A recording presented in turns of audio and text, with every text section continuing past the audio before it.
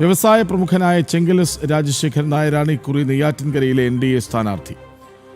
വ്യവസായ പ്രമുഖൻ മാത്രമല്ല, ജനൻടിവിയുടെ MD കൂടിയാണ് അദ്ദേഹം. അതുകൂടി നമ്മൾ പറയണം. തിരുവനന്തപുരത്ത് ഏതെങ്കിലും ഒരു പദവിയിൽ ഇരുന്നിട്ടല്ല അദ്ദേഹം വികസന പ്രവർത്തനങ്ങൾ പലതും നടത്തിയത്. അദ്ദേഹത്തിന്റെ പശ്ചാത്തലം നമുക്കറിയാവുന്നതുമാണ്. വി വിനീഷ് ഒപ്പം ചേരുന്നുണ്ട്. വിനീഷ്, എന്താണ് നമ്മുടെ പ്രിയപ്പെട്ട MD നെയ്യാറ്റിൻകരയിലെ NDA സാരഥി പറയുന്നത്?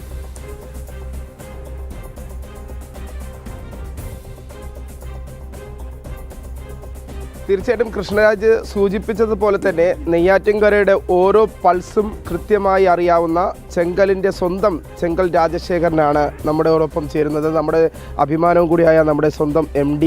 അദ്ദേഹം NDA സ്ഥാനാർത്ഥിയാണ്. അദ്ദേഹം കഴിഞ്ഞ ദിവസം നാമനിർദ്ദേശ പത്രിക സമർപ്പിച്ചിരുന്നു. അതിനുശേഷം ഒരു തെരഞ്ഞെടുപ്പിൻ്റെ ചൂടിലേക്കൊക്കെ കടക്കുകയാണ്. തെരഞ്ഞെടുപ്പ് പ്രചരണത്തിൻ്റെ ഒരു ആദ്യ ഘട്ടത്തിൻ്റെ തുടക്കം. ഇനിയുള്ളത് 15 ദിവസം മാത്രമാണ് ബാക്കിയായിട്ടുള്ളത്. വലിയ ഒരു ഡോർ ടു ഡോർ സമ്പർക്കത്തിലേക്കൊക്കെ കടക്കേണ്ട സമയം എത്തിയിരിക്കുന്നു. പ്രചരണമൊക്കെ സജീവമാകുന്നു. ഇനിയുള്ള നിമിഷങ്ങൾ അത് ഏറ്റവും വിലപ്പെട്ടതാണ്. പ്രത്യേകിച്ച് നെയ്യാറ്റിൻകരക്കാരെ സംബന്ധിച്ചിടത്തോളം, ചെങ്കലിലെ പ്രദേശത്തുള്ളവരെ സംബന്ധിച്ചിടത്തോളം സാറിനെ പരിചയപ്പെടുത്തേണ്ട ഒരു സാഹചര്യമല്ല. കുട്ടിക്കാലം മുതൽ അവിടെ വളർന്ന് അവിടെ നിന്ന് മറ്റൊരു സ്ഥലത്തേക്ക് എത്തി ബിസിനസ്സിൻ്റെ ഒരു വലിയ പടുകൂറ്റൻ ബിസിനസ് ലോകമൊക്കെ സാമ്രാജ്യമൊക്കെ കെട്ടിപ്പടുത്തതിന് സമാനമായ ഒരു സാഹചര്യം തന്നെയാണ് ഇപ്പോൾ നിലനിൽക്കുന്നത്. അത്തരത്തിലുള്ള ഒരു വികസന കാഴ്ചപ്പാട്, മറ്റു സ്ഥലങ്ങൾ കണ്ട വികസന ചിന്തകളൊക്കെ തന്നെയാണോ ഇനി നെയ്യാറ്റിൻകരയിൽ പ്രായോഗികമാക്കാൻ പോകുന്നത്? വിനീഷ് പറഞ്ഞ യാഥാർത്ഥ്യമാണ്. നമ്മളൊക്കെ പറയും പെറ്റമ്മയും ജനിച്ച നാടും, അതിനപ്പുറത്ത് ഭംഗിയും വേറെ ഒന്നുമില്ല. ഇത് ഉള്ളിൽ കൊണ്ട് നടക്കുന്ന ഒരു വ്യക്തിയാണ്.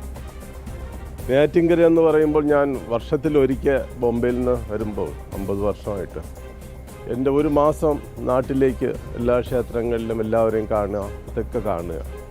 അപ്പം ഞാൻ ആദ്യമായിട്ട് ബോംബെയിൽ നിന്ന് വന്നപ്പം 2 വർഷം കഴിഞ്ഞിട്ടാണ് വന്നത്. ആദ്യം 53 വർഷം 52 വർഷമാവും. അപ്പോൾ ആദ്യം ബോംബെ എന്ന് വന്ന് ട്രിവാൻഡ്രം റെയിൽവേ സ്റ്റേഷനിൽ നിന്ന് ഇറങ്ങുമ്പോൾ ഞാൻ ബോംബെയൊക്കെ കണ്ടിട്ട് വരുമ്പോൾ എൻ്റെ നാട്ടിലിറങ്ങിയ ഒരു സന്തോഷത്തിൽ ആദ്യം കാണുന്നത് പൊന്നറ ശ്രീധരം പാർക്കാണ്. റെയിൽവേ സ്റ്റേഷനിൽ നിന്ന് ഇറങ്ങി ഒരു സൈഡിൽ ബസ് സ്റ്റാൻഡ്, ഒരു സൈഡിൽ റെയിൽവേ സ്റ്റേഷൻ. ഞാൻ അവിടെ ഇരുന്ന് നോക്കി കുറച്ച് നേരം വാച്ച് ചെയ്തു. അപ്പോൾ ആൾക്കാരെല്ലാം വേസ്റ്റ് ഇടുന്നൊരു സ്ഥലം. ലോകത്തുള്ള ഇത്രയും രാഷ്ട്രീയ പാർട്ടി ഉണ്ടോ എന്ന് കണ്ടാൽ അതിശയിച്ചു പോകും. അത്രയും കളർഫുള്ളായിട്ട് പല പല രാഷ്ട്രീയ പാർട്ടിയുടെ കൊടികൾ, ഒരുപാട് പ്രതിഷേധ ഫ്ലെക്സുകൾ, ആൾക്കാർ 1ഉം 2ഉം ഒക്കെ അവിടെ പോയി ചെയ്യുന്നു. അതിനകത്ത് 3-4 ഫാമിലിയൊക്കെ ഉണ്ട്. ഒരു 6 അടി താഴ്ചയിൽ പൊന്നറ ശ്രീധരൻ്റെ നല്ലൊരു അന്നത്തെ സ്വതന്ത്ര സമര സേനാനിയായിട്ടുള്ള അദ്ദേഹത്തിൻ്റെയൊക്കെ പ്രതിമ താഴെ കിടക്കുകയാണ്. ഉള്ളിൽ ഭയങ്കരമായിട്ട് ഫീലായി. അയ്യോ, എൻ്റെ നാട്. ഞാൻ വെളിയിൽ പോയിട്ട് വരുമ്പോൾ ആദ്യമായിട്ടാണ് ബോംബെ പോയിട്ട് വരുന്നത്. അന്ന് തീർച്ചപ്പെടുത്തിയതാണ് എന്ത് ചെയ്യാൻ സാധിക്കുമെന്നല്ല. ഞാൻ 27 വർഷമായിട്ട് ബോംബെയിൽ നിന്ന് സ്ഥിരമായിട്ട് ഇങ്ങോട്ട് നാട്ടിൻ്റെ വികസനത്തിന് വേണ്ടി വന്നു. വികസനം എന്ന് പറയും, ഞാൻ ബിസിനസ് എന്ന് പറയുന്നത് തൊഴിൽ കൊടുക്കുക എന്നുള്ളതാണ്. ഞാനൊരു ബോംബെയിൽ പോയതൊരു ഹോട്ടൽ തൊഴിലാളിയായിട്ടാണ് ഞാൻ അവിടെ തുടങ്ങുന്നത്. ബോംബെയിൽ പോകുന്ന സമയം മദ്രാസി കുമാരോ മദ്രാസി ഭഗാവോ അങ്ങനെ ശിവസേനക്കാർ, ഈ ഭഗവത്ധ്വജമായിട്ട് ശിവസേനക്കാർ സൗത്ത് ഇന്ത്യനെ ഫുള്ളായിട്ട് മദ്രാസി എന്ന് പറഞ്ഞ് അടിക്കുന്ന സമയം. അപ്പം ഞാൻ ആദ്യമായിട്ട് ഒരു ശിവസേനയുടെ ശാഖയിൽ ഇങ്ങനെ മ്യൂസിക് കേട്ട് ശിവാജി ജയന്തിയാണ് പോകുമ്പോഴൊരു മുസ്ലിം സഹോദരനാണ്. ഞാനൊരു ആദ്യമായിട്ടൊരു മുസ്ലിം ബ്രദറിൻ്റെ അവിടെ ഒരു മലയാളത്തിലെ ബോർഡ് എഴുതിയ റെസ്റ്റോറൻറ്റിൽ പോയാണ് ചായ കഴിച്ചു. എൻ്റെ കൂടെ ഒരു ഫ്രണ്ടും ഉണ്ട്. അപ്പോൾ അത് സൗണ്ട് കണ്ടപ്പോൾ അങ്ങോട്ട് ഓടിപ്പോയി. സന്തോഷമായിരുന്നു. ഞാൻ അതിൻ്റെ ഒരു ഭാഗമായിരുന്നതുകൊണ്ട്.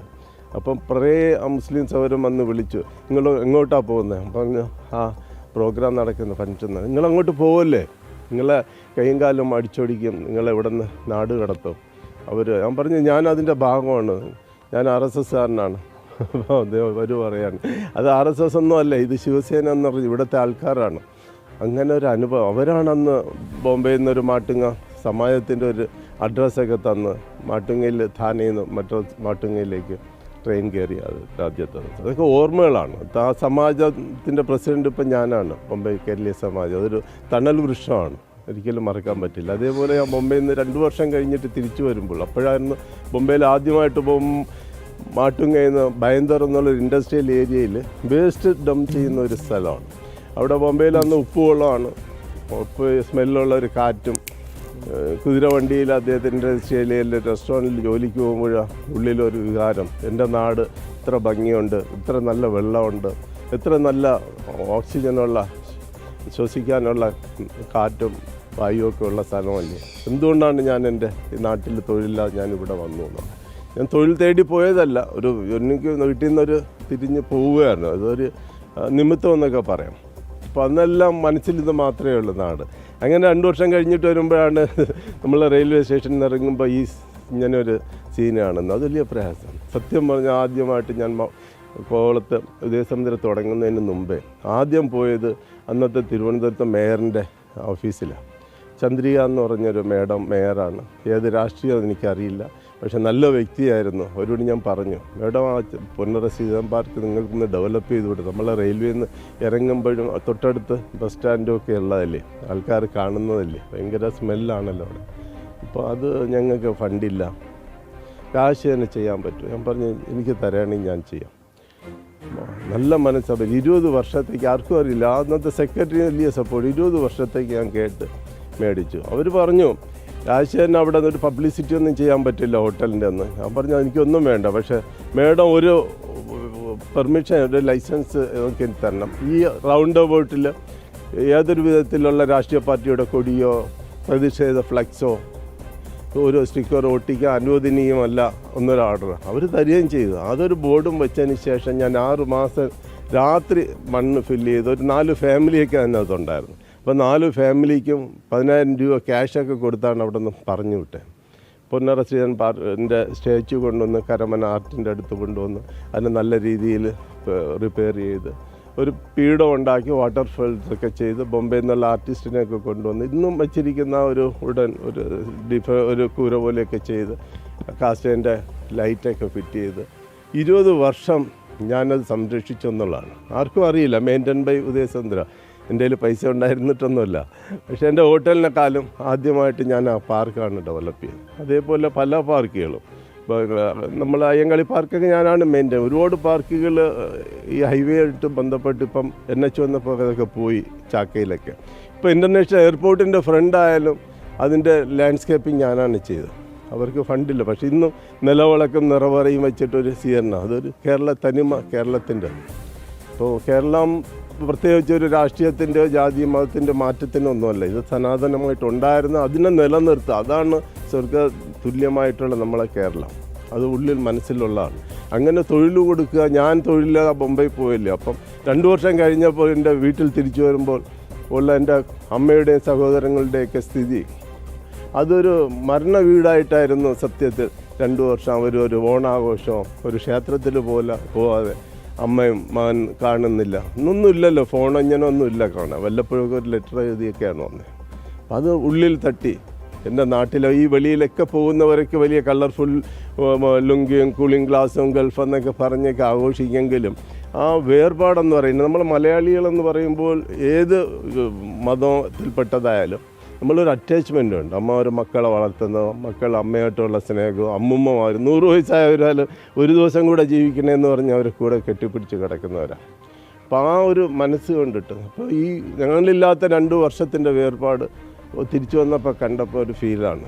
അപ്പോൾ എനിക്ക് നഷ്ടപ്പെട്ട് എനിക്ക് എൻ്റെ നാട്ടിൽ കൊടുക്കും. ഇതാണ് നാട്ടിൻ്റെ സ്ഥിതി. അങ്ങനെയാണ് ഞാൻ നാട്ടിൽ ബോംബെയിൽ പോയി 25 വർഷം എല്ലാം പഠിച്ച് സ്വന്തമായിട്ടൊക്കെ ബിസിനസ് ചെയ്തതിന് ശേഷം ഞാൻ തിരിച്ച് എൻ്റെ നാട്ടിലേക്ക് വന്നു. അങ്ങനെയാണ് കോവളത്ത് അവിടുത്തെ പേരിൽ സമുദ്ര ബീച്ചിൽ വൈഫിൻ്റെ ഉദയചന്ദ്രികയുടെ ഉദയ എന്നുള്ള പേരും കൊണ്ട് ഉദയസമുദ്രം തുടങ്ങുന്നതും അത് ഈ മോദിജി പറയുന്നത് പോലെ ഇന്ന് മാറാത്തത് മാറും എന്നുള്ള കാര്യം അതൊന്ന് യാഥാർത്ഥ്യമാക്കും. തൊണ്ടഴിക്കുന്ന വേസ്റ്റ് സ്ഥലമായിരുന്നു ഉദയസമുദ്രം ഇരുന്നതൊക്കെ. പക്ഷേ എൻ്റെ ഉള്ളിലൊരു ഇതുണ്ടായിരുന്നു, കാഴ്ചപ്പാട്. നമുക്ക് ഫൈനാൻസ് ഇല്ല, പിന്നെ അധ്വാനിച്ച് കിട്ടുന്നതിനെ കൊണ്ടുവന്ന് പിറ്റേ ദിവസം ചിലപ്പോൾ അങ്ങതാരൻ്റെ മുന്നോട്ടുള്ള പോക്കുകൾ. അങ്ങനെ അന്ന് കണ്ട് ഇത്രയും സ്ഥലം നമുക്ക് കവർ ചെയ്തിട്ട് ഇങ്ങനെയുള്ളൊരു ഹോട്ടൽ ചെയ്യണം, അത് ഇങ്ങനെയൊക്കെ ആയിരിക്കണം മനസ്സിൽ കാണും. അപ്പോൾ ആർക്കിടെക്ട് വന്നാലും ഞാൻ പറയും ഇന്നതുപോലെ എനിക്ക് ചെയ്യണം. ഒന്ന് ബഡ്ജറ്റ്, ഒന്ന് നമ്മളെ ഈ ഇവിടുത്തെ നേച്ചറിനെ മെയിൻറ്റെയിൻ ചെയ്തിട്ടുള്ളതായിരിക്കണം റിസോർട്ട്. അത് മാത്രം മതി ടൂറിസ്റ്റുകൾ വരാൻ. അങ്ങനെ ചെയ്തൊക്കെയാണ് ഉദ്ദേശം. അതിനൊക്കെ തൊഴിൽ കൊടുക്കുക എന്നുള്ള ഒറ്റ ഉദ്ദേശമാണ് എൻ്റെ ലക്ഷ്യം. ഒരിക്കലും ഞാൻ രാഷ്ട്രീയക്കാരനാവണമെന്ന രാഷ്ട്രീയം. പക്ഷേ അത് മാറുന്നില്ല. അത് കണ്ടപ്പോൾ വലിയ പ്രയാസം തോന്നുന്നു. ഏറ്റവും മോശമായിട്ടുള്ള മനുഷ്യൻ പകലുപോലും പോകാൻ പേടിക്കുന്നതായിട്ടൊരു മൊട്ടക്കുന്നാണ്. ഞാൻ പഠിച്ച സ്കൂളിൻ്റെ തൊട്ട് ഫ്രണ്ടിൽ ഒരു സ്കൂളിനെ ലേലം ചെയ്യുന്നത് കണ്ടപ്പോൾ വലിയ പ്രയാസം. അത് 250 കുട്ടികളുള്ള CBSE ഒരു സ്കൂള് ബാങ്ക് ലേലം ചെയ്യുന്നു ഒരു ഈവനിങ്ങിൽ. അവർ ബാനറൊക്കെ കണ്ടു, അത് നിർത്തി അതെന്താണെന്ന് കേട്ടാൽ അതിന് പരിഹാരം കണ്ട് അപ്പം അവരെനിക്ക് ഞാൻ തന്നെ നടത്തണമെന്ന് പറഞ്ഞ് ആ കുടുംബം പറഞ്ഞപ്പം ദൈവമായിട്ട് വിളിച്ച് തന്നതാണ്. സായി കൃഷ്ണ ഭക്തൻ, സായിബാബ ഭക്തൻ കൂടെയാണ്. അവൻ്റെ പേരും സായി കൃഷ്ണ എന്നാണ്. അങ്ങനെ ഒരു സ്കൂളിൻ്റെ സ്ഥലം 3 ഏക്കർ ഇല്ല എന്ന് പറഞ്ഞപ്പോൾ ഒരു പകൽ പോലും പോകാൻ പേടിക്കുന്ന ഒരു മൊട്ടക്കുന്നായിട്ടുള്ള സ്ഥലത്താണ് പള്ളിപ്പൊറ്റി എന്നൊക്കെ പറയും. അവിടെയാണ് ഇപ്പോൾ ഈ സായി കൃഷ്ണൻ ഞാൻ സ്കൂൾ ചെയ്തത്. ആ സ്കൂളിൽ നിന്ന് കേരളത്തിലൊരു വലിയ നെയ്യാറ്റിൻകര നിയോജക മണ്ഡലത്തിലാണല്ലോ. പിന്നെ ജനിച്ച സ്ഥലത്ത് എൻ്റെ അവിടെ നിന്നാൽ എൻ്റെ വീടാണ് കാണുന്നത്. എൻ്റെ മുകളിലിരുന്ന പഴയ തിരുവിതാംകൂർ മൊത്തം കാണാം. ഇപ്പം 10-11 നിലയിൽ ക്യാപ്സൂൾ ലിഫ്റ്റ് വെച്ച് ഞാൻ ആദ്യമായിട്ട് 2 വർഷം കഴിഞ്ഞിട്ട് വന്നപ്പോൾ, ബോംബെയിൽ നിന്ന് വന്നപ്പോൾ, ഈ റെസ്റ്റോറൻറ്റിലൊക്കെ ജോലി ചെയ്ത് കിട്ടിയ പൈസയായിട്ട് ഞാൻ വന്നപ്പോൾ ആദ്യം പോയത് ഞാൻ 1 മുതൽ 4 വരെ ഞാനും ചെങ്കൽ സ്വാമിയും പഠിച്ച സ്കൂള് ഇപ്പോഴും അതേപോലെയുണ്ട്. അവിടുത്തെ ഹെഡ് മാസ്റ്ററെ കാണാനാണ് പോയത്. അവരോട് കേട്ടത് ഞാൻ ഈ ടോയ്ലറ്റ് ഒന്ന് ചെയ്യട്ടെ. എൻ്റെ കയ്യിൽ പൈസ കുറച്ചുണ്ടായിരുന്നു, എനിക്ക് ചെയ്യാൻ പറ്റുമെന്ന് അറിയില്ല. ടോയ്ലറ്റ് ഒന്ന് ചെയ്യട്ടെ. അത് കേട്ട് എന്താ ടോയ്ലറ്റ് പ്രോബ്ലം? അത് 4 ചുമരായിരുന്നു. ഞങ്ങൾ കൊച്ചിയിൽ അവിടെ പോയി യൂറിൻ പാസ് ചെയ്യുമ്പോൾ അതെല്ലാം കെട്ടി നിന്ന് പിറ്റേ ദിവസം അവിടെ പോകുമ്പോൾ അതിൻ്റെ സ്മെല്ല്, അതിൻ്റെ കൂടെ ഒരു ബ്ലീച്ചിങ് പൗഡറൊക്കെ ഇടും. കണ്ണിലൂടെ കണ്ണ് വിട്ടുകയും ശ്വാസം മുട്ടുകയും ചെയ്യും. കൊച്ചിയിലേ ഉള്ള ശീലം. അയ്യോ ഇതല്ലല്ലോ. വെളിയിലാണെങ്കിൽ യൂറിൻ പാസ് ചെയ്ത് അവിടുത്തെ ടീച്ചർ അടിക്കും. അതുകൊണ്ട് ആദ്യം പോയി ഞാൻ 50 വർഷം മുമ്പേ ഉള്ള കാര്യം. അവർ പറഞ്ഞില്ല, അത് പഞ്ചായത്തിൻ്റെ ആണ്, അതിനൊരു പെർമിഷനൊക്കെ വേണം. ഡൈനിങ് ഹാളിൽ ചെയ്യേണ്ട ഒരു പെർമിഷൻ, നിങ്ങൾ പൈസ ഉണ്ടെങ്കിൽ അത് ചെയ്യാൻ പറഞ്ഞു. പൈസ ഉണ്ടായിരുന്നിട്ടല്ല, എൻ്റെ ബുദ്ധിമുട്ടാണ്, എനിക്കത് മാറ്റണം. അങ്ങനെ പോയി പിന്നെ ഞാൻ UPSൽ പഠിച്ച സ്കൂളിൽ പോയി. ആ സ്കൂൾ വിലയ്ക്ക് മേടിക്കാൻ നോക്കി, അത് പ്രൈവറ്റ് മാനേജ്മെൻറ്റ് അവർ തന്നില്ല. പിന്നെ ഹൈസ്കൂൾ ഇപ്പം നിമിത്തം എന്ന് പറഞ്ഞാൽ ആ നാട്ടിന് വേണ്ട ഒരു CBSE സ്കൂളായിരിക്കും. അങ്ങനെയാണ് ഈ ലേലം ചെയ്യുന്ന സ്കൂൾ ഞാൻ കാണുകയും അതിൽ നിന്ന് ഇൻവോൾവ് ആവുകയും ആ ലേലത്തിൽ നിന്ന് പിന്തിരിപ്പിക്കുകയും ഞാൻ ആ സ്കൂൾ പിന്നെ ഏറ്റെടുക്കേണ്ടി വരും. സായി കൃഷ്ണ എന്ന് പറഞ്ഞ നാട്ടിൽ ഇപ്പം 3000 കൂടുതൽ കുട്ടികൾ പഠിക്കുകയാണ്. അവിടെ വരുന്നതിലെല്ലാം ഉണ്ട്. ഇപ്പം കയറി വരുമ്പോൾ എഴുത്തച്ഛനാര്, ശങ്കരാചാര്യരാര്, അതൊക്കെ നമുക്കവിടെ കാണാൻ പറ്റും. ഏറ്റവും ടോപ്പിൽ ഗുരുദേവനും അയ്യങ്കാളിയും മന്നത്താചാര്യൻ്റെ പ്രതിമയും അവരുടെ സ്റ്റോറി ജന്മമൂലം എല്ലാം കൂടുതലായിട്ട് ആർക്കും അറിയില്ല, കുട്ടികൾക്കൊന്നും അറിയില്ല. അത് നടുക്കൊരു മെഡിറ്റേഷൻ സെൻറ്ററും ഒക്കെ ഉണ്ട്. വിദ്യാധിരാജയുടെ പ്രതിമയൊക്കെ സ്റ്റാച്യു ആയിട്ട് ചെയ്തിട്ടുണ്ട്. ഒരു സാറ്റിസ്ഫാക്ഷനാണ്. ഇന്ന് അവിടുത്തെ പോകുമ്പോൾ കുട്ടികൾ അവിടെ നിന്ന് പഠിച്ച കുട്ടികളെ ഞാൻ ഫോളോ അപ്പ് ചെയ്യുന്നു, +2 കഴിഞ്ഞ് പോകുന്നത്. ഇപ്പോൾ ഈ ഇലക്ഷന് അവർ അങ്ങോട്ട് പറയാം, കുട്ടികൾ പറയുന്നു നമുക്ക് ആ സ്കൂളിൽ പോയിട്ട് നമുക്ക് ഇലക്ഷൻ മുറിക്കുകയാണ്. നമ്മൾ MD ആയിട്ട് നിൽക്കുക, ഇലക്ഷൻ നിൽക്കുകയാണ്. അപ്പോൾ നമ്മളെ നാട്ടിനെ മാറ്റും, അവരുടെ ആഗ്രഹമാണ്. അടുത്ത ടീച്ചേഴ്സ് ഇലക്ഷന് വേണ്ടി 200 അടുത്ത് സ്റ്റാഫുകൾക്ക് അവിടെ തൊഴിലുണ്ട്, ഇൻക്ലൂഡിങ് സ്കൂൾ ഡ്രൈവറായാലും. അപ്പോൾ ആ നാട്ടിൻ്റെ ആഗ്രഹം കാണാം. ഞങ്ങളൊക്കെ എൻ്റെ ഒരു നല്ലൊരു കൂട്ടുകാരനൊക്കെയാണ് ഇപ്പം അവിടെ ഇലക്ഷന് ജയിച്ചത്, നല്ല വ്യക്തിയൊക്കെയാണ്. പക്ഷേ ഇന്ന് വരെയായിട്ട് സെൻട്രൽ ഗവൺമെൻറ് ഒരു സ്കീം പോലും, ഇപ്പം നമ്മളിപ്പം കുടിവെള്ള പദ്ധതിയിൽ സെൻട്രൽ ഗവൺമെൻറ്റിൻ്റെ പൈസ കിട്ടിയിട്ട് ആർക്കൊക്കെ കോൺട്രാക്റ്റ് കൊടുത്തും അവർ റോഡെല്ലാം കട്ട് ചെയ്ത് പൈപ്പ് ഇട്ടിട്ടുണ്ട്. പക്ഷേ ആ റോഡ് ഇനിയും മൂടിയിട്ടില്ല. ആ മണ്ണ് നല്ല റോഡിൻ്റെ സൈഡിൽ ഇപ്പോഴും വണ്ടി പോകുമ്പോൾ പൊടികളാണ്, വലിയ ബുദ്ധിമുട്ടാണ്. നമുക്ക് ചെയ്യാൻ പറ്റുന്നത്, എനിക്ക് സ്വന്തമായിട്ട് അവിടെ പോയി ചെയ്യാൻ പറ്റില്ല. ഞാൻ പോയി ചെയ്യാൻ പറ്റും, നിങ്ങൾക്ക് നീ ആരാ ചെയ്യാം? ഇതാണ് പ്രശ്നം. അതുകൊണ്ടാണ് ഞാനൊരു നെയ്യാറ്റിൻകര ഏറ്റെടുക്കാമെന്നുള്ളത്. നെയ്യാറ്റിൻകരയിൽ ഒരുപാട് സാധ്യതകളാണ്. നെയ്യാറ്റിൻകര ദൈവമായിട്ട് തന്നിട്ടുള്ള ഒരുപാട് സാധ്യത എന്ന് പറഞ്ഞാൽ അന്നത്തെ അമ്മച്ചിപ്ലാവോടുകൂടിയുള്ള കൃഷ്ണകോവിൽ ഞാൻ 4 ദിവസം മുമ്പേ അവിടുത്തെ സമ്മേളനത്തിൽ ഞാൻ പോയി. കരയാൻ തോന്നി സത്യം. 60 വർഷം മുമ്പ് എൻ്റെ 10ാമത്തെ വയസ്സിൽ അമ്മയോട് കൈകൊടുത്ത് പോയി. ഞാനവിടെ ബാലയൊക്കെ കണ്ട് ആ ക്ഷേത്രത്തിൻ്റെ ഐശ്വര്യം ഇതൊക്കെ ഉണ്ട്. ഇന്ന് അതല്ല. അവിടെ രാഷ്ട്രീയം കലർന്നിട്ടുള്ളവരവിടെ പ്രവർത്തിക്കുമ്പോൾ മത്സരങ്ങളാണ്. ഒരാൾ ചെയ്യുമ്പോൾ വേറെ ഒരാൾ കുറ്റം പറയും. അപ്പം ഒരു ഡെവലപ്മെൻറ്റ്സും ചെയ്തില്ല. പിന്നെ ചില കോവിലുകൾ അങ്ങനെയാണ് വേസ്റ്റ് ഇടുന്നൊരു സ്ഥലമായിട്ടാണ് ശംഖുമുഖ ക്ഷേത്രവും കണ്ടത്. ശംഖുമുഖ ക്ഷേത്രം ഇതുപോലെ ആളുകൾ വേസ്റ്റ് കൊണ്ട് ഇടുന്ന സ്ഥലം. അവിടെ ഒരു ക്ഷേത്രം ഉണ്ട് ഉള്ളതെന്നായിട്ട് അറിയില്ല. രാജഗോപാൽ 2 പ്രാവശ്യം MD ഇലക്ഷനിൽ നിന്നതിന് ശേഷം ഞാൻ ആ ക്ഷേത്രത്തിൻ്റെ ചുറ്റുമതിലൊക്കെ ചെയ്യാമെന്ന് ഏറ്റെടുത്ത് അദ്ദേഹത്തിൻ്റെ തറക്കല്ലിടാൻ വിളിച്ചപ്പോഴാണ് അത് എവിടെയാണെന്ന് കേട്ടത്. അപ്പം ഞാൻ ഇന്നാണ് അപ്പോൾ ഇങ്ങനൊരു ക്ഷേത്രമുള്ളത് അറിയില്ലായിരുന്നല്ലോ, ഞാൻ ഇത്രയും വർഷം ഇതിലേ പോയില്ല. അദ്ദേഹം ഇന്ന് ഓർമ്മക്കുറവുണ്ടെങ്കിൽ ഇന്നും ആ ക്ഷേത്രത്തിൽ പോകുന്നു. അതിന് ശേഷമാണ് അപ്പോൾ ആ ക്ഷേത്രവും അന്നത്തെ അവിടുത്തെ MLA അദ്ദേഹം ദിവസം മിനിസ്റ്ററായി. ദൈവം കൊടുത്തതാണ്. അവർക്ക് അതിനെ ഒന്നും ചെയ്യാൻ പറ്റിയില്ല. ഒരു കല്യാണമുണ്ട്, 6 ഏക്കർ സ്ഥലമുണ്ട്, അത് കല്യാണമുണ്ട്. അതെൻ്റെ അമ്മ പോയിട്ട് വന്ന് ഒരു ദിവസം കരഞ്ഞുകൊണ്ട് സീരിയസ് ആയിരിക്കും നമ്മുടെ ശംഖുമുഖത്ത്. അവിടെയാണ് അമ്മ താമസിച്ചത്. അമ്മ കേട്ടു, എന്താ അമ്മ സീരിയസ് ആയിരുന്നു? മോനെ ആ ക്ഷേത്രം ഇങ്ങനെ ആയിരുന്നല്ലോ. അപ്പോൾ അതുകൊണ്ട് മനസ്സിലാണ് ഈ പൂജാരിമാർക്ക് പണിഷ്മെൻ്റ് കൊടുക്കുന്ന ക്ഷേത്രമാക്കി അതിനെ മാറ്റിക്കളഞ്ഞു, ആരും പോവാതെ. ഒരുപാട് ദേവസ്വം ബോർഡിന് കീഴിലുള്ള ദേവസ്വം ബോർഡിൻ്റെ ആണ്. ഒരുപാട് ഹിന്ദു ഫാമിലി ഉണ്ടായിരുന്നു. അതെല്ലാം സ്ഥലങ്ങളിലും എയർപോർട്ട് എടുത്തപ്പോൾ അവരെല്ലാം പല സ്ഥലങ്ങളിലും പോയി. പിന്നെ ബാക്കി സ്ഥലങ്ങളിൽ വേറെ വിശ്വാസത്തിൽപ്പെട്ടവരൊക്കെ അവർ ആ സ്ഥലത്തിൻ്റെ പേര് പോലും മാറ്റാൻ വേണ്ടിയൊക്കെ പ്രയത്നിക്കും. ഇതൊക്കെ യാഥാർത്ഥ്യമാണ്. അതൊക്കെ നമുക്ക് പറഞ്ഞാൽ വർഗീയം. എന്താണ് ഞാൻ ബോംബെയിൽ ആദ്യമായിട്ട് പോയി ഇറങ്ങിയപ്പോൾ അനുഭവിച്ചത് ഞാൻ പറഞ്ഞില്ലേ, മറ്റേ മദ്രാസിമാർ. അതേപോലെ എൻ്റെ നാട്ടിലും ഉണ്ടായിരുന്നു, ശംഖുമുഖത്തും ഉണ്ടായി എന്നുള്ള യാഥാർത്ഥ്യമാണ് ഞാൻ അനുഭവിച്ചത്. അവിടെ ഒരു കൺസ്ട്രക്ഷന് പോയപ്പം തടസ്സപ്പെടുത്താൻ വന്നു. അവിടെ പെർമിഷൻ, ഇത് എൻ്റെ നാടാണോ, അയ്യോ ഇങ്ങനെയാണോ? അങ്ങനെയാണ് ഞാൻ ഫ്ലൈറ്റ് കാറ്ററിംഗിൽ നിന്ന് അവിടെ ഒരു ഹോട്ടലും ചെയ്തു. സത്യം പറഞ്ഞാൽ മോദിജി ഒരിക്കൽ ടൂറിസമായിട്ട് ബന്ധപ്പെട്ട് ഗുജറാത്ത് CM ആയിരുന്നപ്പോൾ അവിടുത്തെ ടൂറിസം സെക്രട്ടറി, ഇവിടുത്തെ ടൂറിസം സെക്രട്ടറിയാണ് അവിടെ പോയിട്ട് ടൂറിസം ഹെഡായിട്ട് മാറി. അവർ കൊടുത്തതാണ്. ഒരിക്കൽ നമ്മൾ മസ്കറ്റ് ഹോട്ടലിൽ വന്നപ്പോൾ മോദിജി എൻ്റെ കൂടെ പറഞ്ഞ് ആപ് ക്യൂം ബോംബെ സേ ആക്കെ കേരള മെയിൻ ടെൻഷൻ സിർപ്പയിലേറെ ആപ് ഗുജറാത്ത് മേ ആവോ, ഒരുപാട് ഓഫറൊക്കെ പറഞ്ഞു. ഞാൻ കേട്ടുകൊണ്ടിരുന്ന് ചിരിച്ച് പറഞ്ഞ് ഇതൊന്നും ഈ നാട്ടിൽ കിട്ടില്ല. അപ്പം ഗുജറാത്തിൽ ഒരുപാട് ആരും വരാൻ തയ്യാറാവും. അവിടെ സേഫ്റ്റി, പ്രോഫിറ്റ് എല്ലാം അങ്ങ് വാഗ്ദാനം ചെയ്യുന്നു. ഇവിടെ നാട്ടിൽ ഒന്നും കിട്ടില്ല. ഇവിടെ വന്നാൽ ഞാൻ തലയിൽ പൈസ പർച്ചേസ് ചെയ്ത് കൊണ്ടുവന്ന് എൻ്റെ സാധനം എടുത്ത് എനിക്ക് സ്വയമായിട്ട് തലയിൽ വയ്ക്കാൻ പെർമിഷൻ ഇല്ലാതെ നാടിനെ മാറ്റിക്കളഞ്ഞു. അത് തൊഴിലവസരം കണ്ടുപിടിക്കുന്നതിൽ വന്നതാണ് ഇതൊക്കെ, നോക്കൂലി അതുപോലെയെല്ലാം.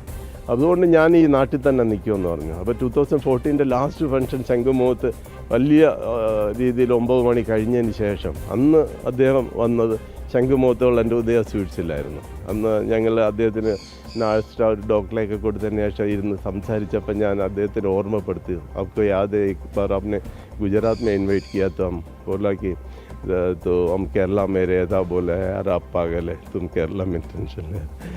ഞാൻ പറഞ്ഞു അന്ന് ഞാൻ തിരിച്ചങ്ങ് വന്നിരുന്നു, ഗുജറാത്തിൽ വന്ന പൈസയൊക്കെ ഉണ്ടാക്കാൻ പറ്റുമായിരുന്നു. പക്ഷേ ഇന്ന് അവരുടെ ഒരു ടോയ്ലറ്റ് സൗകര്യം പോലും ശംഖുമുഖത്ത് കാണില്ലായിരുന്നല്ലോ എന്ന് പറഞ്ഞു. അദ്ദേഹം ഭയങ്കരമായിട്ട് കെട്ടിപ്പിടിച്ചു. അതൊക്കെ ഒരു അനുഭവങ്ങളാണ്. ഇതാണ് ഒരു മാറ്റം. ഇപ്പോൾ ബിസിനസ് എന്ന് പറയുന്നത് പൈസ ഉണ്ടാക്കുന്നില്ല, മാറ്റത്തിന് നമുക്ക് ചെയ്യുവാൻ സാധിക്കും. ഞാൻ ശംഖുമുഖം ഉദയ സ്വീറ്റ്സ് പറയുമ്പോൾ ഒരുപാട് പറഞ്ഞ് എയർപോർട്ട് ഹോട്ടലായിട്ട് ഇവിടെ പോവില്ല. ഇപ്പോൾ അപ്പം എയർപോർട്ടിൽ അവിടുത്തെ ഹോട്ടലിൽ റൂം ഇല്ലെങ്കിൽ ഇപ്പം പോവുള്ളൂ. അത് നേച്ചറായിട്ട് ചേർന്നതാണ്. എൻ്റെ അമ്മ തറക്കല്ലിട്ടതൊക്കെയാണ്. അതില്ല അമ്മയുടെ അതും കൂടെ അവരുടെ എല്ലാം ഉള്ളിലുള്ളതായിട്ടുള്ള പ്രാർത്ഥന, അവരുടെ ബ്ലെസ്സിങ്. സത്യം പറഞ്ഞു ശംഖുമുഖത്ത് കോവളത്ത് ആദ്യമായിട്ട് തറക്കല്ലിടുമ്പോൾ കാലത്തെ സമയം, അപ്പം തറക്കല്ലിട്ട് അമ്മയെ കൊണ്ടായിരുന്നു. അമ്മ തറക്കല്ലിടുമ്പോൾ നല്ല വെയിലുള്ള സമയം, തറക്കല്ല് കെട്ട് വിളക്കൊക്കെ ദിവാരനെ വെച്ച് അമ്മ അങ്ങ് വേർത്തു, നല്ലതായിട്ട് വേർത്ത്. അമ്മയ്ക്ക് ഇത്തിരി ഷുഗറിൻ്റെ കംപ്ലൈൻറ്റ്. അമ്മ എന്നെ പിടിച്ചിവിടെ നെറ്റിയിൽ ഉമ്മ വെച്ചു. അപ്പോഴാണ് നമുക്ക് അറിയുന്നത് മറ്റേ കണ്ണീരിനൊക്കെ ഉപ്പിൻ്റെ രസമുണ്ടെന്ന്. എന്നിട്ട് അമ്മ കേട്ടു ഇന്നെ ഈ നാട് ജീവിക്കാൻ അനുവദിക്കുമെന്നുള്ള അനുഭവങ്ങളാണ്. അതേപോലെ ഒരുപാട് അമ്മമാർ ഈ നാട്ടിൽ ഇങ്ങനെ ജീവിതത്തെ കഷ്ടപ്പെടുന്നു, കരഞ്ഞൊക്കെ ജീവിതത്തിൽ അസുഖമായിട്ടൊക്കെ നേരത്തെയൊക്കെ മരിക്കുന്നുള്ളൂ. അതിനൊക്കെ കാരണം വേർപാടാണ്. മക്കളെല്ലാം വെളിയിലൊക്കെ പോകുന്നു, മക്കൾ പഠിക്കാനായാലും വെളിയിൽ പോകുന്നു.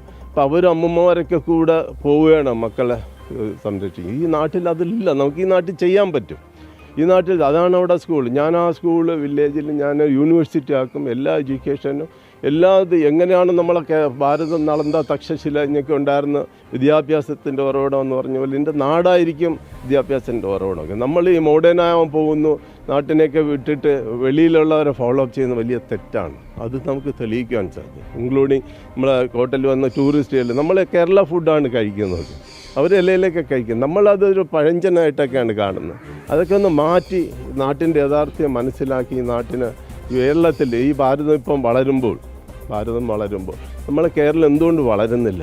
നമ്മൾ ഇന്ത്യയുടെ ഭാരതത്തിൻ്റെ ഭാഗമല്ലേ? നമുക്കും ഇതിൻ്റെ അർഹതപ്പെട്ടതല്ലേ? ഇവിടെ ജാതിയുടെ മതത്തിൻ്റെ പേരിലാണോ ആൾക്കാരെ സെലക്ട് ചെയ്യേണ്ടത്? അതിൻ്റെ നിലനിൽപ്പാണോ വേണ്ടത്? അതല്ല ചെയ്യണം. ഞങ്ങളെ വിശ്വാസത്തെ പോലും അതിൽ കിട്ടുന്ന നമ്മൾ അർപ്പിക്കുന്നതല്ല കാണിക്കൊക്കെ അടിച്ചു മാറ്റുന്നതിന് അപ്പുറം നമ്മൾ കാണുന്നതില്ലേ, നമ്മൾ പലരും കൊടുത്തതിനെ പോലും അതിനെയൊക്കെ പൊളിച്ചു മാറ്റുക എന്ന് പറയുമ്പോൾ നമ്മളെ വിശ്വാസത്തെ ഏത് രീതിയിലാണ് ഇവരില്ലാതെ. ഇത് ബ്രിട്ടീഷുകാർ പോലും ചെയ്യാത്ത കാര്യമാണ് ഇന്നത്തെ ഈ രാഷ്ട്രീയക്കാരൊക്കെ ചെയ്യുന്നത്. അവിശ്വാസികളായിട്ടുള്ള ഒരുപാടുകൾ വിശ്വാസത്തിൽ ഞങ്ങളുടെ എന്തോ വിശ്വാസത്തിൽ കയറി എന്തോരം ഇല്ലാതാക്കുക എന്നുള്ളത്. നമ്മളെ ഈ സനാതന ധർമ്മം ഉള്ളതുകൊണ്ടാണ് ഈ ഭാരതം പ്രത്യേകിച്ച് ഇത്രയുമായിട്ട് ശാന്തവും സമാധാനമായിട്ടൊക്കെ കഴിയുന്നത്. അതിനെ കളിയാക്കി ഇല്ലാതാക്കാൻ വേണ്ടി പ്രവർത്തിക്കുന്ന നാട്ടിലുള്ള ശത്രുക്കൾ, നമുക്ക് ശത്രു ഈ നാട്ടിൽ നമ്മൾ തന്നെയാണ്, ഈ നാട്ടിൽ തന്നെയുണ്ട്.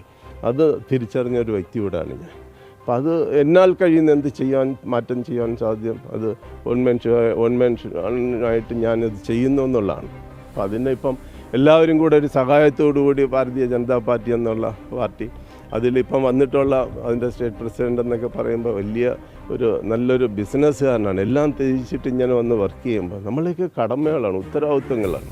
പൈസ ഉണ്ടാക്കുക, റിച്ച് ആവുക, അത് ആരാണ്, ഞാനാണോ മറ്റൊരാളാണോ വലുത്, അതൊന്നുമല്ല എൻ്റെ ആവശ്യം. ഞാൻ വിചാരിച്ച അവരെക്കാളും ഒക്കെ വലുതാവേണ്ട കഴിവ് എനിക്കുണ്ട്. പക്ഷേ ഞാനത് ബിസിനസ്സിൻ്റെ പൈസയ്ക്ക് വേണ്ടിയല്ല പറയുക. നാട്ടിലെ മാറ്റം, അത് ആലപ്പുഴയായാലും വാഗമനായാലും കൊച്ചിൻ എയർപോർട്ടിലെല്ലാമാണ്.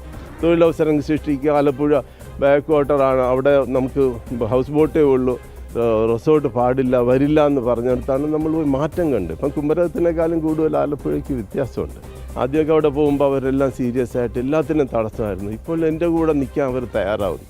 റോഡ് വികസനമില്ല, ആരും ചെയ്യുന്നില്ല.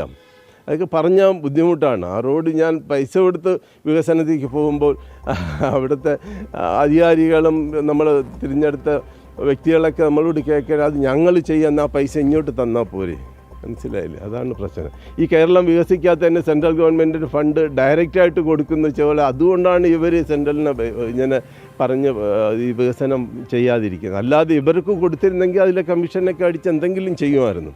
അതാണ് ഈ നമ്മളെ സെൻട്രൽ ഗവൺമെൻറ് നമ്മൾ പഴിയായിരിക്കുന്നത് എന്നുള്ള യാഥാർത്ഥ്യമാണ്. ഈ നാട് വികസിച്ചുകൂടാ. ഇപ്പം ഈ രാഷ്ട്രീയത്തിൽ കൂടെ ഇവർക്ക് ജീവിക്കണം, രാഷ്ട്രീയം നിലനിർത്തണം, അതിലെന്തൊക്കെ വേണം ആളുകളെ പറ്റിക്കുവാൻ പറ്റും, അതാണ് ഇവിടെ ചെയ്യുന്നത്. ഇതല്ല രാഷ്ട്രീയം എന്ന് പറഞ്ഞാൽ നാട്ടിന് എന്ത് ചെയ്ത് കൊടുക്കുവാൻ സാധിക്കും. ഇപ്പം ഞാനാണെങ്കിൽ നെയ്യാറ്റിൻകര ലോകത്തുള്ള എന്തെങ്കിലുമൊക്കെ സ്കീമുകൾ പലരെയും നമ്മൾ കൊണ്ടുവന്നു. ഞാൻ എൻ്റെ സ്കൂളിൽ 100% നാട്ടിൽ +2 പഠിക്കാത്ത ഒരു കുട്ടികളും കാണില്ല എന്ന് സത്യം പറഞ്ഞിട്ട് ഞാനിപ്പോൾ 100 കൂടുതൽ കുട്ടികളെ സ്പോൺസറെ കണ്ടുപിടിച്ച് ഫുൾ ടൈം +2 വരെ പഠിപ്പിക്കുന്നു. അതേപോലെ നാട്ടിന് വേണ്ടിയിട്ട് ഞങ്ങൾ ഒരുപാട് സ്പോൺസർ വെളിയിൽ നിന്ന് കൊണ്ട്, അതിനെ വല്ല കേരളം ഭരിക്കണമെന്നൊന്നുമില്ല, ഒരു MLA ആയാൽ മതി. എനിക്കറിയാം നെയ്യാറ്റിൻകര ഇപ്പോൾ അടഞ്ഞു കിടന്നൊരു ഓട്ടോറിക്ഷ ഉണ്ടാക്കുന്നത് ചെയ്യില്ല. അതിന് ഏറ്റവും നല്ല ഒരു ബ്രാൻഡ് അവിടെ നിന്ന് നമുക്ക് മാനുഫാക്ചറിങ് ചെയ്യാൻ പറ്റും. അത്രയും ആൾക്കാർക്ക് അവിടെ തൊഴിൽ കൊടുക്കാൻ പറ്റും നെയ്യാറ്റിൻകര. അതിൻ്റെ നെയ്യാറ് മുതലുള്ള ആ പ്രകൃതി ഭംഗി, വില്ലേജ് ടൂറിസം നമുക്ക് അവിടെ കൊണ്ടുവന്ന് ചെയ്യാൻ സാധിക്കും. കുളങ്ങളെല്ലാം ഇപ്പം പായൽ കൊണ്ടും മണ്ണുകൊണ്ടും എല്ലാം കിടക്കുകയാണ്. അത് കുളമൊന്നും അറിയില്ല.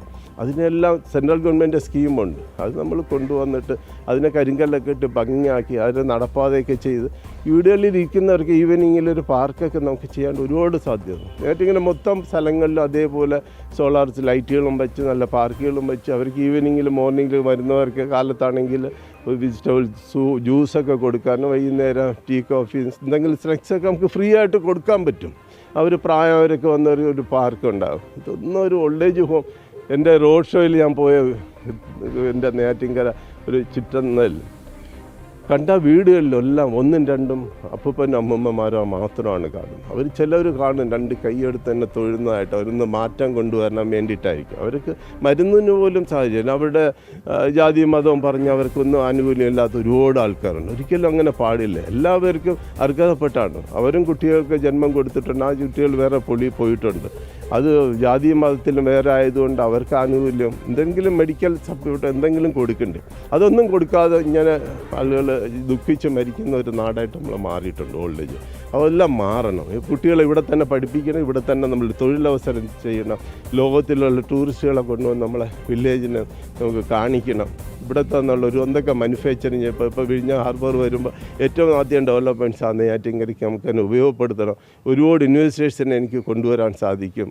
അതൊക്കെ നമുക്ക് ചെയ്യുവാൻ സാധിക്കുന്നതാണ്. നമ്മൾ അവരൊക്കെ ഞാൻ പരീക്ഷിച്ചു. ഞാൻ ഇന്നലെ പലയിടത്തും പോയി, 2-3 ചർച്ചിലൊക്കെ പോയി. ഞാൻ പറഞ്ഞു, നമ്മൾ പരീക്ഷിച്ചില്ലേ, നമുക്ക് വികസനം വേണ്ടേ, നമ്മൾ ഇനി ഇങ്ങനെയൊക്കെയുള്ള രാഷ്ട്രീയം വേണോ? അപ്പോൾ അവർ തന്നെ പറഞ്ഞു സത്യമാണ്. നമ്മളാരെയും കുറ്റം പറയില്ല. നമ്മൾ നിൽക്കുന്ന എല്ലാ രാഷ്ട്രീയ പാർട്ടിയും നല്ലതായിരിക്കാം, പക്ഷേ അത് രാഷ്ട്രീയ പാർട്ടിക്ക് വേണ്ടിയിട്ടല്ല നിൽക്കുന്നത്. അവർക്ക് എന്തെങ്കിലും നേടാനോ അവരുടെ ആൾക്കാർക്ക് എന്തെങ്കിലും നേടാനോ ഒരിക്കലും. ഇപ്പം മോദിജിയുടെ ഭരണത്തിലിരിക്കുന്ന ആർക്കും ഒന്നും നേടാനായിട്ട് ആർക്കും അവർ അവസരമില്ല, അവർ ചെയ്യുകയില്ല. അവർ ഡെഡിക്കേറ്റഡാണ്. അതുകൊണ്ടാണ് ഇത്രയും ഡെവലപ്മെൻറ്റ്സ് നടക്കുന്നത്. ഇപ്പോൾ നമ്മളെ നെയ്യാറ്റിൻകര ബാലരാപുരം കഴിഞ്ഞാലുള്ള റോഡ് 10 വർഷമായിട്ട് നമ്മൾ കാണുന്നില്ല. അങ്ങോട്ട് പോകുമ്പോൾ അത് മനസ്സിലാവും ഇത് നെയ്യാറ്റിൻകരയാണ്. അപ്പോൾ അതുപോലും വികസിപ്പിക്കാൻ പറ്റാത്ത ഒരു നാട്. ഇപ്പോൾ ഒന്നുമില്ലാത്ത സ്ഥലങ്ങളിൽ, ഒരിക്കൽ മനുഷ്യന് പോകാൻ പറ്റാത്ത സ്ഥലങ്ങളിലെല്ലാം അണ്ടർപാസും ഫ്ലൈ ഓവറും ഒക്കെ ചെയ്ത് ഭാരതം ഇങ്ങനെ ഡെവലപ്പ് ചെയ്യുമ്പോൾ ഇവിടെ മാത്രം ചെയ്യുന്നില്ല എന്ന് പറയുമ്പോൾ ധാർഷ്ട്യമാണ്. അവരൊന്നും സെൻട്രൽ ഗവൺമെൻറ് സ്കീം കൊണ്ടുവരാനോ ഒന്നും ആഗ്രഹിക്കുന്നില്ല എന്നുള്ള. പ്രത്യേകിച്ച് ആ നെയ്യാറ്റിൻകരയുടെ ജംഗ്ഷൻ കാണുമ്പോൾ എങ്ങനെയാണോ പഴയ കാലം അമ്മച്ചിപ്ലാവൊക്കെ സൂചിപ്പിച്ചതുപോലെ തന്നെ പണ്ടത്തെ അവസ്ഥ തന്നെയാണ് ഇപ്പോഴും, അല്ലേ? തീർച്ചയായും അവിടെ വരുമ്പോൾ ആ ക്രൗഡ് വരുമ്പോൾ അത് ഒൺ വേ ആയിട്ടൊക്കെ ചുറ്റിയൊക്കെ വിടും. നമ്മൾ ആ പഴയ സ്കൂളിൻ്റെ സൈഡിൽ കൂടെയാണ് ഇപ്പോഴും ട്രാഫിക്കുകൾ. നമ്മൾ എത്ര സമയമാണ് നമ്മുടെ വേസ്റ്റ് ആവുന്നത്. ആ ലൈഫിൽ നമ്മൾ പോകുന്ന ലൈഫിൽ വേസ്റ്റ് ആവുന്ന സമയം തിരിച്ചു കിട്ടില്ല. അതെല്ലാവരുടെ എത്രയോ മണിക്കൂറുകൾ അവിടെ വേസ്റ്റ് ആവുക. ഇതൊക്കെ സൗകര്യം ചെയ്ത് കൊടുക്കാൻ പറ്റുന്ന കാര്യങ്ങളാണ്. അതൊരു MLA ഒരു ലൈസൻസാണ്. അല്ലെങ്കിൽ എന്നാൽ എൻ്റെ പൈസയായിട്ട് എനിക്ക് ചെയ്യാൻ കഴിയുന്ന ഒരുപാടുണ്ട്. ഇപ്പോൾ എൻ്റെ പൈസ എന്ന് പറഞ്ഞിട്ട് എനിക്ക് എൻ്റെ ബാങ്ക് ബാലൻസ് ഒന്നുമില്ല.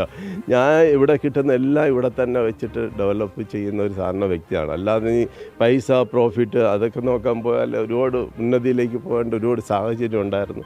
ഒരു സമയം ഗൾഫിൽ പോകാൻ സമയത്താണ് ഒരു മാർവാടി ഹോട്ടലിൽ പോയപ്പോൾ മാർവാടി എന്നെ കണ്ടിട്ട് അവിടുത്തെ മാനേജറായിട്ട് വെച്ചതൊക്കെ. അതൊക്കെ യാഥാർത്ഥ്യം. ആദ്യത്തെ എൻ്റെ ഇലക്ഷൻ വർക്കും എമർജൻസിയിലായിരുന്നു, രാം നായിക്കിന് വേണ്ടിയിട്ട്. രാത്രി പോയിട്ട് പോസ്റ്റർ ഒട്ടിക്കുകയും അദ്ദേഹത്തിൻ്റെ സംഘ സ്വയംസേനായിരുന്നു. ഇപ്പോൾ ജനതാ പാർട്ടിയുടെ രാത്രി പോയിട്ട് ഞങ്ങളവിടെ രാം നായിക്കിന് വേണ്ടി ചുമര് എഴുതി പോസ്റ്റർ ഒട്ടിച്ചൊക്കെ ഓർമ്മയാണ്. അന്ന് പോലീസ് കണ്ടല് പിടിച്ചിട്ടൊക്കെ പോകും. ചെറുപ്പമായിരുന്നു ആദ്യത്തെ അന്ന് രാം നായിക് ജയിക്കുകയൊക്കെ ചെയ്യും. എത്രാമത്തെ വയസ്സിലാണ് ബോംബെയിലേക്ക്? 17ാമത്തെ വയസ്സിലാണ് ഞാൻ ബോംബെ പോകുന്നത്. പിന്നെ അപ്പോൾ എമർജൻസിയെല്ലാം ബോംബെയിലായിരുന്നു. ആദ്യം ഈ ബോംബെ ചെന്നതിന് ശേഷം ഒരു റെസ്റ്റോറൻ്റാണോ ജീവിതം തുടങ്ങി? എൻ്റെ മാട്ടുങ്കൽ ഞാൻ പറഞ്ഞില്ല, മുമ്പ് സമാജത്തിൽ എനിക്കൊരു മുസ്ലിം സഹോദരനിലെ അഡ്രസ്സ് തന്നപ്പോൾ അവിടെ പോയി. രാത്രി മുഴുக்க അവിടെ വെളിയിൽ. അപ്പം രാത്രി 8 മണിയായി, 7 മണി കഴിഞ്ഞ് അവർ അടച്ചിട്ട് പോയി. നല്ലൊരു ഗ്രൗണ്ട് +1 ഒരു ബംഗ്ലാവാണ്. അതിനകത്ത് നല്ല ഗാർഡനും സിമൻറ്റ് ബെഞ്ചൊക്കെ ഉണ്ട്. അവിടെ പോയപ്പോൾ അവിടെ അത് അടഞ്ഞു. അപ്പം തണുപ്പ് സമയം, ഒരു ഡിസംബർ, ഭയങ്കര തണുപ്പ്. അപ്പോൾ തണുപ്പിനുള്ള തുണികളൊന്നും എൻ്റെ കയ്യിലില്ലായിരുന്നു. എൻ്റെ കൂടെ ഒരു കൂട്ടുകാരൻ അത് തണുത്ത് വിറച്ച് രാത്രി മുഴുக்க ആ ഗാർഡനിൽ ആ ബെഞ്ചിലിരുന്നു. അപ്പം കാലത്ത് വന്നിട്ട് അവിടുത്തെ ഒരു സെക്രട്ടറി ഡോറ് തുറന്ന് ഞാൻ നോക്കി, രണ്ടുപേരും അങ്ങനെ. ഇപ്പോൾ അവിടെ സ്ഥിരം ഞാൻ പോകാറുണ്ട്. അന്നൊക്കെ പിന്നെ ഒരുപാട് ആൾക്കാർക്ക് അവിടെ ജോബ് ഗൾഫിലല്ല പോകുന്നത്, അന്ന് ബോംബെയൊക്കെ ആയിരുന്നു. അപ്പോൾ അവർ വിളിച്ചു, അപ്പോൾ രാത്രി ഒരിക്കൽ തണുപ്പത്തിരുന്നല്ലേ നിങ്ങൾ? അതേന്ന് പറഞ്ഞു. അപ്പോൾ ഉടനെ ഒരു റൂം തുറന്ന്, നിങ്ങൾ പോയി ഫ്രഷ് ആയിട്ടോ. ഒന്നും പേര് പോലും കേട്ടില്ല, നിങ്ങൾ ഫ്രഷ് ആയിട്ടോ. പോയി ടോയ്ലറ്റ് ചെയ്ത് നമ്മളൊന്ന് കുളിച്ച് ഫ്രഷായിട്ട് വെളിയിൽ വന്നപ്പോൾ 2 പീസ് ഇഡ്ഡലിയും ഒരു ചായയൊക്കെ മേടിച്ച് വെച്ചിരുന്നു. അവിടെ ഉണ്ടാക്കിയല്ല, അവിടെ നിന്ന് മേടിച്ച് വെച്ചിരുന്നു കഴിക്കാൻ. ഒരു പരിചയമില്ല, ആരാണെന്ന് അറിയില്ല. അതൊരു മനസ്സാണ്. അതാണ് ഞാൻ പറഞ്ഞൊരു തണൽ വൃക്ഷമാണ്. അപ്പോൾ എന്നിട്ടാണ് കേട്ടത്, എന്താ പേര്, എന്താ അറിയാം. ഞാൻ പറഞ്ഞു ഒന്നും അറിയില്ല, പക്ഷെ എന്തും ചെയ്യാൻ തയ്യാറാണ്. അപ്പോൾ റെസ്റ്റോറൻറ്റിൽ ജോലി ചെയ്യുമോ? ഹോട്ടലിൽ പറഞ്ഞു ചെയ്യാം. എന്നാൽ റെസ്റ്റോറൻറ്റ് ഹോട്ടലാവും. അപ്പോൾ ആണ് വിളിച്ചത്, ഒരു ലാൻഡ് ലൈനിൽ നിന്ന് വിളിച്ചിട്ട് 1 മണിക്കൂർ വെയിറ്റ് ചെയ്യണേ. അതിനടുത്തവിടെ താമസിക്കുന്ന ഒരു ഷെട്ടി, രാജേഷ് ഷെട്ടി എന്ന് പറഞ്ഞു. അദ്ദേഹം വന്നു, ഒരു ടൈയൊക്കെ കെട്ടി, നല്ല ജെൻ്റൽമാൻ. BA ഒക്കെ പാസ്സായിട്ട് അദ്ദേഹം കുറച്ച് നാട്ടിൽ നിന്ന് പൈസയും കൊണ്ടുവന്ന് ബിസിനസ് ചെയ്യാൻ വന്നതാണ്. ഇവിടെ BA പഠിച്ചു, MA പഠിച്ചു. ഇവരെല്ലാം രക്ഷകർത്താക്കൾ ആരും ഒന്നും ചെയ്യാൻ പറ്റും. അദ്ദേഹം ഒരു ഇൻഡസ്ട്രിയൽ ഏരിയയിൽ, ബൈന്ദറിൽ ഒരു ഇൻഡസ്ട്രിയലിൽ ഒരു ചെറിയൊരു സ്ഥലം എടുത്ത് അവിടെ റെസ്റ്റോറൻറ്റ് തുടങ്ങി. അപ്പോൾ അതിലേക്കാണ് നമ്മൾ കൊണ്ടുപോയതൊക്കെ. അതാണ് എൻ്റെ ആദ്യത്തെ തുടക്കം. രാജേഷ് റിഫ്രഷ്മെൻ്റ് എന്നാണ് എൻ്റെ പേര്. അപ്പോൾ ഞാൻ ലെറ്റർ എഴുതുമ്പോഴും വീട്ടിൽ എഴുതുമ്പോൾ രാജേഷ് റിഫ്രഷ്മെൻ്റ് എന്ന് പറയുമ്പോൾ അമ്മ ഇതൊരു കമ്പനിയാണെന്ന് പറഞ്ഞു എഴുതും. അവർക്ക് അറിയില്ല. കാരണം അന്ന് റെസ്റ്റോറൻറ്റിലൊക്കെ പോയി ജോലി ചെയ്യാന്ന് പറയുമ്പം വലിയ ഇൻസൾട്ടാണ്. പ്രത്യേകിച്ച് അമ്മയ്ക്കില്ലെങ്കിൽ നമ്മളെ കുടുംബത്തിലെ ബാക്കിയുള്ളവരറിയാം, നിൻ്റെ മോൻ പോയിട്ട് അവിടെ ഹോട്ടലിൽ പോയി റെസ്റ്റോറൻറ്റിലൊക്കെ ജോലി ചെയ്യാണ്, ഇവിടെ നിന്ന് പോയി, ഇതൊക്കെ പറയും. കാരണം നമ്മളെ നാടന്ന് ഇതായിരുന്നു. പക്ഷെ എന്നാൽ റിഫ്രഷ്മെൻ്റ് അതൊരിക്കലും മറക്കാത്ത അനുഭവമാണ്. അവിടെ നിന്ന് എൻ്റെ തുടക്കമാണ്. അന്ന് പിന്നെ അനുഭവങ്ങൾ പല റെസ്റ്റോറൻറ്റുകളിലൊക്കെ മാറി അങ്ങനെ ഗൾഫിൽ പോകേണ്ട ഒരു സമയമാണ് 80-ലെ സമയം. 80-ൽ അപ്പോഴാണ് ഇങ്ങനെ പോയപ്പോൾ എമർജൻസിക്ക് മുമ്പേ. തുറന്ന പുസ്തകം പോലെ ജീവിതത്തെക്കുറിച്ച് ജനങ്ങളുടെ മുന്നിൽ പറയുന്നുണ്ട്. റെസ്റ്റോറൻറ്റിൽ ജോലി ചെയ്ത കാലഘട്ടം, പിന്നെ ഈ ഇപ്പോൾ നിൽക്കുന്ന ഒരു പൊസിഷൻ, ഇതൊക്കെ ഇപ്പോഴത്തെ സാഹചര്യത്തിൽ പറയുമ്പോൾ പഴയ കാലത്തിലെ ആ ഒരു ഓർമ്മകൾ ജനങ്ങളുടെ മുന്നിൽ പങ്കുവയ്ക്കുന്നതിൽ ഏതെങ്കിലും തരത്തിൽ അതൊരു മോശം എന്ന് ചിന്തിക്കാറുണ്ട്? അയ്യോ, അത് അഭിമാനമേ ഉള്ളൂ. അങ്ങനെയൊന്നുമില്ല. ഞാൻ പോയി ജയിലിൽ കടന്നെന്നോ ആരെങ്കിലും പോക്കറ്റ് അടിച്ചെന്നോ അങ്ങനെയൊന്നും ചെയ്തതല്ലേ. ഞങ്ങൾ സ്ട്രൈറ്റ് ഫോർവേഡായിട്ടാണ്. എന്ത് തൊഴിലിൽ പോയാലും അതിൻ്റെ ഉന്നതിയിൽ നമുക്ക് ചെയ്യാൻ സാധിക്കും എന്നുള്ളൊരു പാഠം കൂടെ ആയിരിക്കാം. ഞാൻ പറഞ്ഞു, ഞാൻ റെസ്റ്റോറൻറ്റിൽ ചെയ്തതിന് ശേഷമാണ് അന്ന് ഗൾഫിലേക്ക് ഫ്ലോയിൽ ഒരാൾ അഡ്രസ്സ് തന്നു, ബോരോലിയിൽ എലോറ എന്ന് പറഞ്ഞു. തന്ന വലിയ ഗസ്റ്റ് ഹൗസാണ്, ഗസ്റ്റ് ഹൗസും റെസ്റ്റോറൻറ്റുമായിട്ടൊരു മറുപടിയുടെ അഗർവാളിൻ്റെ. അപ്പോൾ ഞാനവിടെ ഒരാളെ കാണാൻ പോയതാണ്. അന്ന് ആ ഗസ്റ്റ് ഹൗസിൽ താമസിക്കുന്ന ഒരു ഏജൻ്റായിരുന്നു. അപ്പോൾ അദ്ദേഹത്തെ കാണാൻ വേണ്ടിയിട്ട് ഞാൻ അവിടെ പോയി വെയിറ്റ് ചെയ്യുമ്പോഴാണ് അതിൻ്റെ ഓണർ നാനച്ചന്ത അഗർവാൾ. അദ്ദേഹം എന്നെ കണ്ടിട്ട് വാച്ച്മാനെ വിട്ട് വിളിപ്പിച്ചു. എന്നോട് കേട്ട് എന്താ പേര്? ഞാൻ പറഞ്ഞതല്ല രാജശേഖരനാണ്. ഇത് क्या करना चाह रहे हैं? हम बोले किसको मिलने के आया, मैं बाहर जाना चाहिए. क्यों बाहर जाना? അത് बोले जो बहुत अच्छा है. അദ്ദേഹം പറയുന്നത് ഇവിടെ നിനക്ക് തന്നാൽ എന്തുകൊണ്ട് നീ ചെയ്യില്ല? ഞാൻ പറഞ്ഞു അതിനുള്ള ജോലി ഞാൻ തരാമല്ലോ മോനെ. അങ്ങനെ ആദ്യം എന്നെ ബേട്ടാന്ന് വിളിച്ചു. അങ്ങനെ ഓട്ടോ കയറി യാത്ര ചെയ്യുന്ന സമയത്തുണ്ടായ ഒരു അനുഭവം, ആ അനുഭവം പോലെയാണോ പ്രത്യേകിച്ച് നെയ്യാറ്റിൻകരയെ കാണാൻ കഴിയും? നെയ്യാറ്റിൻകരയിലുള്ള ജനങ്ങൾക്ക് ഒരു സപ്പോർട്ട് കൊടുത്താൽ അവിടെ വികസനം യാഥാർത്ഥ്യമെന്ന ഒരു ആത്മവിശ്വാസത്തിലല്ലേ താങ്കൾ ഇതൊക്കെ ഈ ഒരു ജീവിതത്തെക്കുറിച്ച് പറയുന്നത്? അന്നത്തെ അതിനേക്കാളും മോശമാണ് സത്യത്തിൽ. ആരോടും അങ്ങോട്ട് സംസാരിക്കുന്നില്ല. എല്ലാവരും ജാതി കേട്ടിട്ടും മതം കേട്ടിട്ടും ഒക്കെ ഇപ്പം അങ്ങോട്ടും ഇങ്ങോട്ടും സപ്പോർട്ട് ചെയ്യുന്ന മാതിരിയായി. അത് വളരെ തെറ്റാണ്. ഒരിക്കലും അങ്ങനെ പാടില്ല. നമ്മളങ്ങനെ ഒരിക്കലില്ല. മന്നത്താചാര്യൻ്റെ നമ്മൾ പ്രതിജ്ഞ ചെല്ലുമ്പോഴും നമ്മൾ അദ്ദേഹം പറഞ്ഞിട്ടുള്ളത് പറഞ്ഞാണ്, നമ്മൾ വാക്കുകൊണ്ടോ നാക്കുകൊണ്ടോ നോക്കുകൊണ്ടോ ആരെയും വേദനിപ്പിക്കുന്ന രീതിയിലൊന്നും ചെയ്യരുത്. അതാണ് ഗുരുദേവനായാലും. ഇത് ജാതിയും മതമൊന്നുമില്ല. ഇതൊക്കെ പഠിപ്പിച്ച ഞങ്ങൾക്ക് ഒരിക്കലും ഇതൊന്നും ഇല്ല. പക്ഷെ അത് ഈ രാഷ്ട്രീയക്കാർ ഇൻജെക്റ്റ് ചെയ്തിട്ട് അവർക്ക് നിലനിൽപ്പിന് വേണ്ടി ഒരു പഞ്ചായത്തിലായാലും അവരുടെ ഭൂരിപക്ഷമുള്ളവർക്ക് അവരെ ലീഡറാക്കുക, അത് വലിയ തെറ്റാണ്. അത് ഒരിക്കലും ഇനിയൊരു കാശ്മീരിനേക്കാളും വേറെ ഒരു വിഘടിച്ച് ഭരിക്കുക എന്നൊരു ലക്ഷ്യം, അതിലൊരു രാഷ്ട്രീയം, ആ ഒരു തന്ത്രമാണോ ഇവിടെ കേരളത്തിൽ ഉപയോഗിക്കുന്നത്? അല്ല, വിഘടിച്ച് ഭരിച്ചാലും വേണ്ടിയില്ല. പക്ഷെ അവരൊന്നും ചെയ്യണമില്ല. മറ്റുള്ളവരൊരു പ്രതികാരമായിട്ടാണ് കാണുന്നത്, ഒരു ശത്രുക്കളെ പോലെയാണ് കാണുന്നത്. അത് തെറ്റാണ്, ഒരിക്കലും പാടില്ല. ഞാൻ പറഞ്ഞു, ഒരിക്കൽ രാഷ്ട്രീയ പാർട്ടിയുടെ ചെങ്കൽ സ്വാമിയുടെ ക്ഷേത്രത്തിൽ ഫംഗ്ഷൻ ഇരിക്കുമ്പോൾ 2 MLA മാരുണ്ടായിരുന്നു. അത്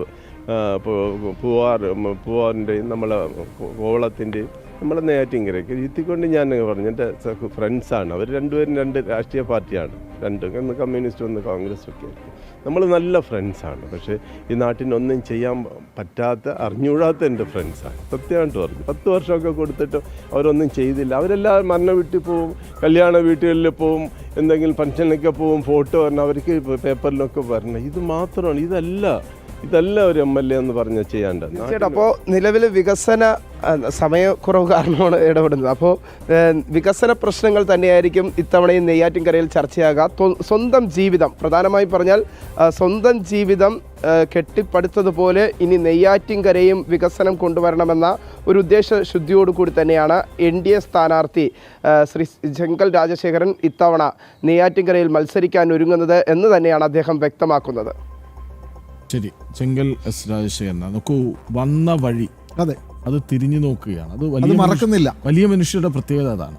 സമ്പത്ത് കൊണ്ട് മാത്രമല്ല, മനസ്സുകൊണ്ടും താൻ എത്രമാത്രം മനുഷ്യനാണെന്ന് കാണിക്കുകയാണ്. പിന്നിലേക്ക് തിരിഞ്ഞു നോക്കുന്നു. അത് എത്രമാത്രം ജനങ്ങൾക്ക് സ്വീകാര്യമാകും എന്ന് നമുക്ക് അറിയാം. കാരണം ഒരു മനുഷ്യൻ അയാളുടെ വളർച്ചയിൽ അയാൾ അധ്വാനത്തിൻ്റെ കടന്നു വന്ന അയാളുടെ വഴികൾ എല്ലാം ഓർത്തെടുക്കുകയാണ്. അത് അപ്പോൾ ചോദിച്ചു, ഇപ്പോൾ അത് പറയുമ്പോൾ, ഇപ്പോൾ അത് പറയുന്നതിന് എന്താ പ്രശ്നം? അതെ, ഞാൻ സ്ട്രൈറ്റായി ജീവിക്കുന്ന ആളാണ്, അതുകൊണ്ട് തന്നെ എൻ്റെ ശരി എനിക്ക് വിളിച്ചു പറയുന്നതിൽ അഭിമാനമേ ഉള്ളൂ എന്നാണ് അദ്ദേഹം പറഞ്ഞത്. വിനീഷാണ് നെയ്യാറ്റിൻകരയിലെ NDA സ്ഥാനാർത്ഥി ചെങ്കൽ S. രാജശേഖരനാർക്കൊപ്പം ചേർന്നത്.